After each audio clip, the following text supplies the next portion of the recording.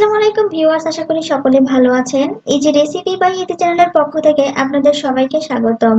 আজ আমি আপনাদের জন্য আরো একটি খুবই সহজ ভিডিও নিয়ে চলে এসেছি। আর আজকে আমি আপনাদের সাথে শেয়ার করব কিভাবে কম তেলে বেগুন ভাজি তৈরি করা যায়। যারা বেগুন ভাজি খেতে অনেক পছন্দ করেন কিন্তু অতিরিক্ত তেলের জন্য বেগুন ভাজি একদমই খেতে পারেন না, তারা অবশ্যই আমার এই ভিডিও ফলো করবেন। বেগুন ভাজি তৈরি করার জন্য ছোট্ট একটি টিপস শেয়ার করব, যাতে করে কম তেলে বেগুন ভাজি পারফেক্ট ভাবে তৈরি করা যায়। আশা করি আজকের এই ভিডিওটি আপনাদের ভীষণ ভালো লাগবে এবং উপকারে আসবে। চলুন তবে সময় নষ্ট না করে ঝটপট কম তেলে কিভাবে পারফেক্ট ভাবে বেগুন ভাজি তৈরি করা যায় সেই রেসিপিটি আপনাদের সাথে শেয়ার করি। আমি এখানে বেগুন ভাজি তৈরি করার জন্য নিয়েছি একটি বেগুন। আর আজকে আমি আপনাদের সাথে এই একটি বেগুনই ভাজি করে শেয়ার করব। এবার বেগুনটাকে দুই পাশে কেটে টুকরো করে নিব।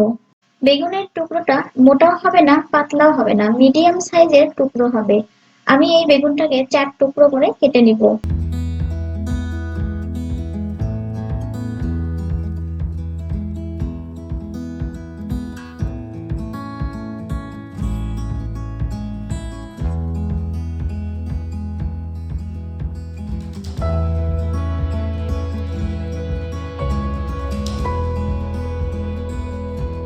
বেগুন 4 টুকরো করে কেটে নেওয়া হয়ে গেছে। এবার একটি পাত্রের মধ্যে আমি পর্যাপ্ত পরিমাণ পানি নিয়ে নিচ্ছি। পানি নেওয়ার পরে এর মধ্যে আমি দিয়ে দিচ্ছি হাফ টেবিল চামচের মতো লবণ। লবণ দেওয়ার পরে পানির সাথে লবণটাকে ভালো করে মিশিয়ে দিতে হবে।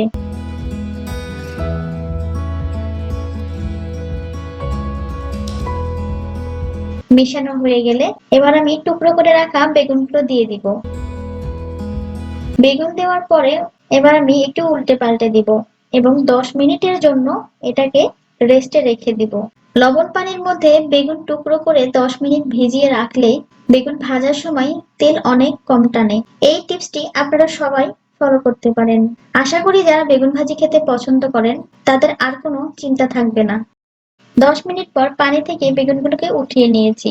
এবার আমি বেগুনের মধ্যে দিয়ে দিব স্বাদ মতো লবণ, মরিচের গুঁড়ো এবং হলুদের গুঁড়ো। আপনারা আপনাদের পছন্দ মতো মশলার পরিমাণটা দিয়ে দিবেন।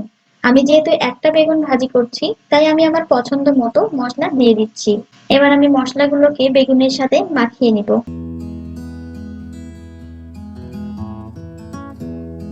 মাখিয়ে নেওয়া হয়ে গেছে।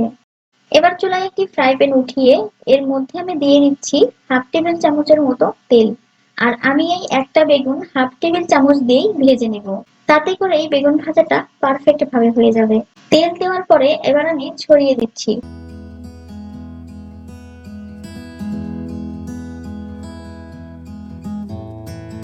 ছড়িয়ে দেওয়া হয়ে গেলে এবার আমি মাখিয়ে রাখা বেগুনগুলো দিয়ে দিব।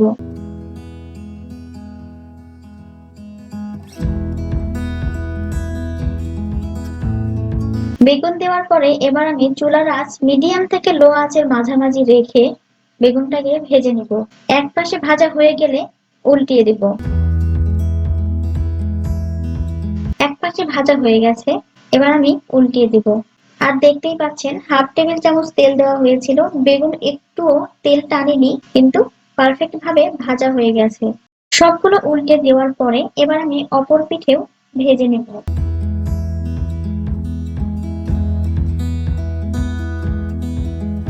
অপর পিঠে ভাজা হয়ে গেলে আমি দেখে নিব বেগুন ভাজা হয়েছে কিনা। দেখতেই পাচ্ছেন বেগুন ভাজা পারফেক্ট ভাবে হয়ে গেছে। এবার আমি একে একে বেগুন ভাজা উঠিয়ে নিব।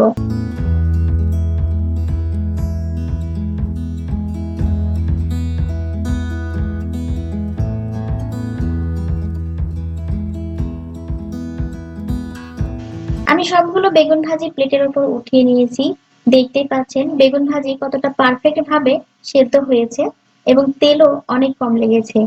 বেগুন ভাজি ছোট কিংবা বড় সবাই অনেক পছন্দ করে। যারা ভাজি অনেক পছন্দ করেন কিন্তু অতিরিক্ত তেলের জন্য ভাজি খেতে একদমই চান না, তারা আমার এই ভিডিও ফলো করে এইভাবে বেগুন ভাজি তৈরি করে খাবেন। তাহলে অতিরিক্ত তেলের জন্য আপনাদের শরীর আর খারাপ করবে না। আশা করি আজকের এই ভিডিওটিও আপনাদের ভীষণ ভালো লেগেছে। ভালো লেগে থাকলে অবশ্যই কমেন্টস করে জানাবেন।